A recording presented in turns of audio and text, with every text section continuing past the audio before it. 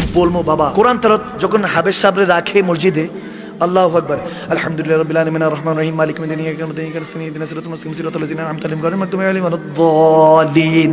বলে না, বলে না, আওয়াজ দেয় না, বলে না। এটা কোন তারাবি? কোনো গুন্না নাই, কিছু নাই, তারতিল নাই, খালি তাড়াহুড়া করে পড়তে চায় না।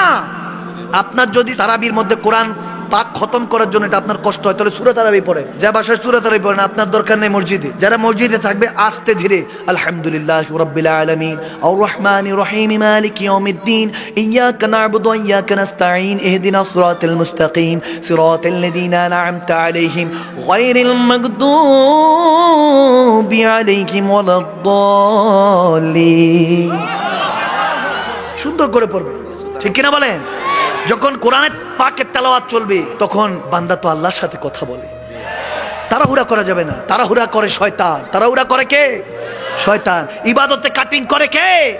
শয়তান। এজন্য 20 রাকাত তারাবি, রমজানের 30টা, রমাদানের মধ্যে 30টা তারাবি, 30টা সেহরি, 30টা ইফতার রাখতে রাজি আছি, করতে রাজি আছি ইনশাআল্লাহ। বলেন ইনশাআল্লাহ। দুই হাত তুলে দিয়ে আল্লাহকে দেখে বলেন ইনশাআল্লাহ। বলেন মুসলমান, আল্লাহ যারা ওয়াদা করেছে ওয়াদার মধ্যে বরকত দান করো।